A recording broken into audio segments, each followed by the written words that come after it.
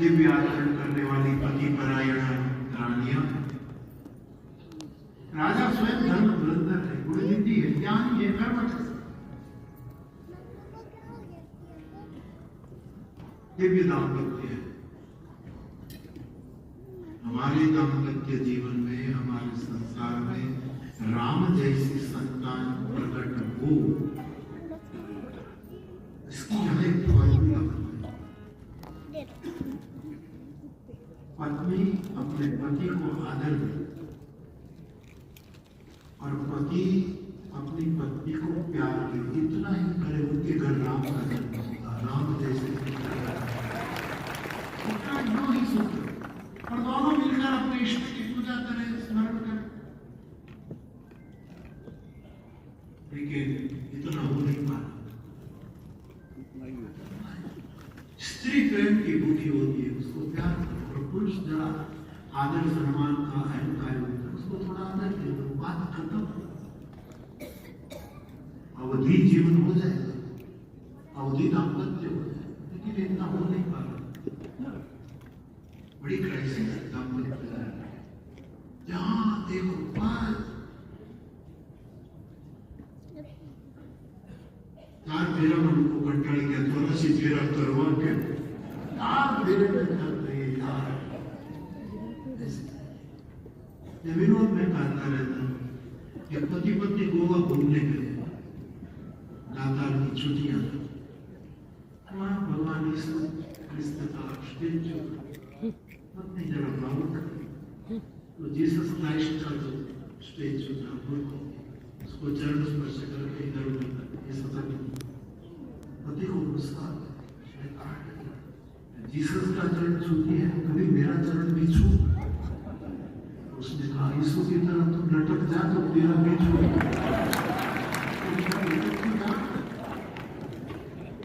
दोनों अपना दायित्व निभाए। पुरुष का कर्तव्य है अपनी पत्नी को प्रेम दे, सम्मान दे, ये गुरु लक्ष्मी है। मातृशक्ति, पुरुष को थोड़ा आदर दे।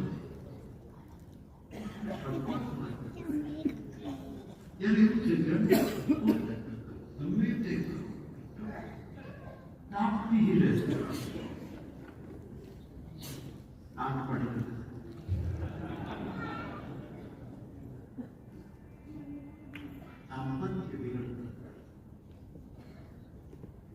जिसने शादी कर ली हो मुबारक, अब तो चिड़िया चुप गई है,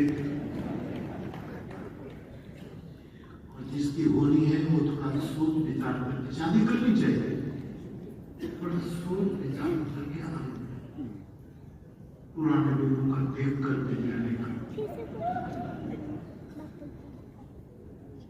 दिव्य दाम्पत्य बताओ। राष्ट्र को राम जैसे संतान की जरूरत है, कृष्ण जैसे संतान की, बलराम जैसे संतान, लक्ष्मण जैसे संतान, चाहे कौशल्या दशरथ।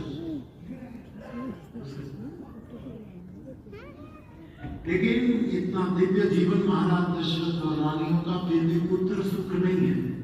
दशरथ जी को ग्लानि होती है, जब धर्म को ग्लानि होती है तो परमात्मा प्रकट होता है। यदा यदा कि धर्मस्य ग्लानिर्भवति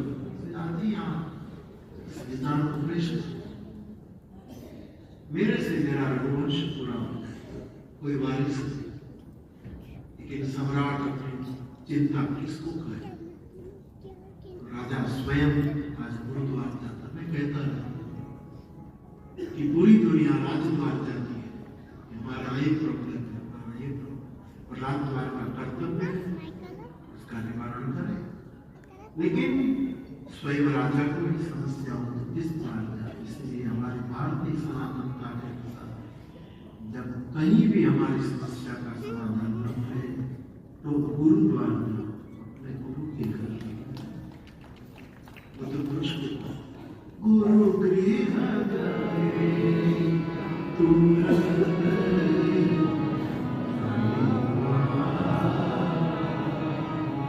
समित पाणी क्षेत्रीय ब्रह्मनिष्ठ। बाद में संविधान लेकर राजा धीराज दशरथ जी वशिष्ठ जी के घर गए, अपने सुख की बात रखी, मेरा वंश मेरे से पूरा हो जाएगा।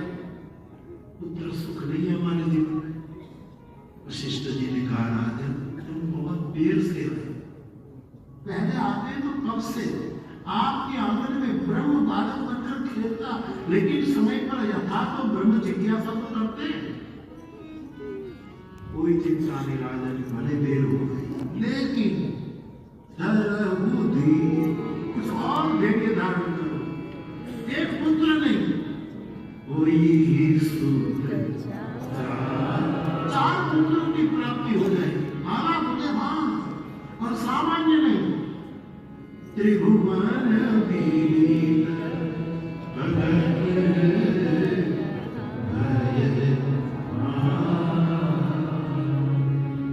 त्रिभुवन में उजागर भक्तों के भय को मिटाने वाले चार पुत्रों के पिता हो जाओगे। महाराज गदगद हो गए, लेकिन राजा ने एक काम करना पड़ेगा, पुत्र कामेश यज्ञ करवाना पड़ेगा। आप आज्ञा करें, आप हमारे पुरोहित हैं, गुरु है, राजगुरु है। बोले ये मैं नहीं करूंगा, श्रृंगी को बुलाओ। महर्षि श्रृंगी आए और पुत्र कामेश यज्ञ करे, उसके प्रसाद से तुम्हारी रानियों के उदर से पुत्र प्राप्ति होगी। श्रृंगी ऋषि वशिष्ठ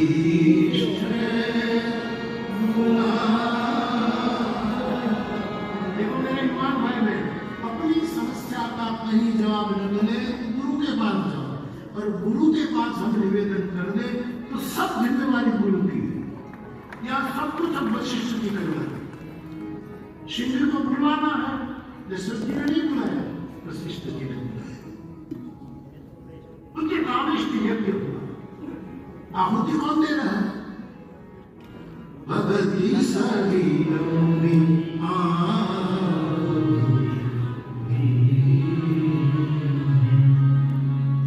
श्रृंगी ऋषि आते हैं, पुत्र कामेश के यज्ञ का आरंभ होता है।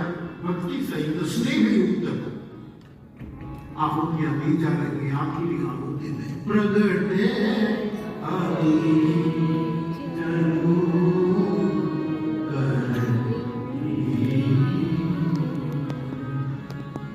यज्ञ पुरुष अग्निकुंड से प्रकट हुए, हाथ में क्षीर का कलश है, प्रसाद का चरण।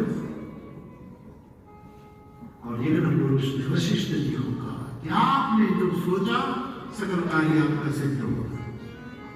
ये प्रसाद की खीर मैं आपको लिए देता हूं, आप दशरथ जी को दे देना और कही दो कि अपने रानियों को यथा योग्य बांट दे, चार पुत्रों की प्राप्ति हो।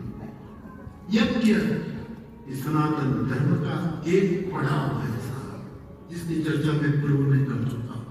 यज्ञ हमारा एक पड़ाव। वशिष्ठ जी ने हस्तांतरित किया प्रसाद दशरथ जी के हाथों में। प्रसन्नता से राजा ने अपनी रानियों को बुलाई और यथायोग्य प्रसाद बांटा। प्रसाद की खीर का आधा भाग कौशल्या जी को दिया, आधे भाग के दो भाग करके भाग कई जी को दिया। भाग के दो हिस्से करके कई और कौशल्या के हाथों से प्रसन्न जीव से सुमित्रा को दिलवाया। और गोस्वामी जी कहते रानियों ने प्रसाद निरस्त किया, कौशल्या जी ने प्रसाद की खीर निरस्त की। और तुलसी जी कहते हैं स्वयं हरि कौशल्या के गर्भ में, ईश्वर सर्वसमर्थ है, ये जन्म भी ले सकता है, प्रकट भी हो, उसके लिए कोई बाध्यता नहीं। दीन के हरि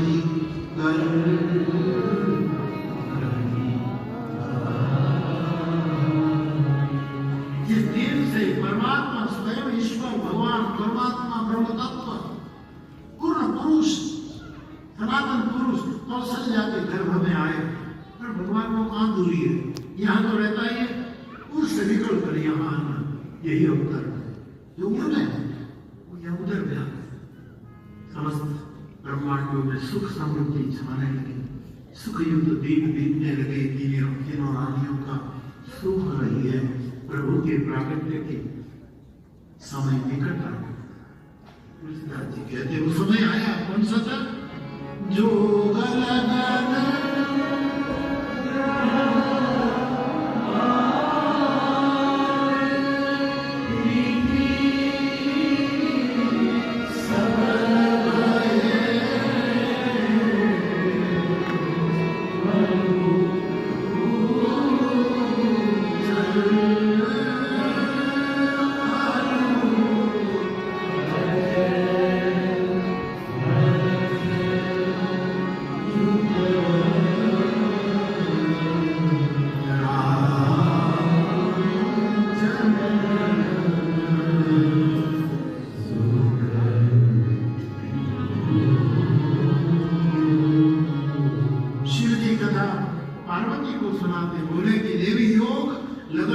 ग्रह वार और तिथि पंचांग अनुकूल हो गया, चराचर में हर्ष फैल गया, क्योंकि राम जन्म सुख की जड़ें प्रभु के आने के बेला को समय मर्यादा पूरी हुई और पुष्पान त्रेतायु चैत्र मास शुक्ल पक्ष नव संवत्सर शक्ति पूजा के 9 दिन पूरे हुए और 9वीं के दिन शक्तिमान का प्रागट्य होने का ये समय है।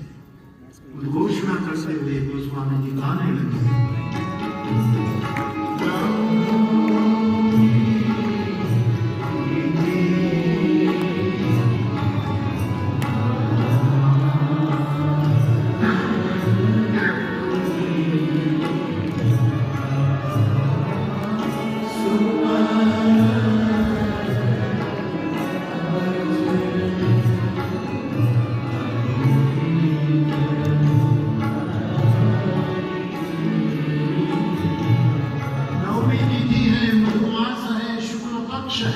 मध्याह्न का सूर्य है, न बहुत ठंडा है न बहुत गर्मी है, दोपहर को सबको भोजन करके विश्राम का समय है, तब राम का आना है।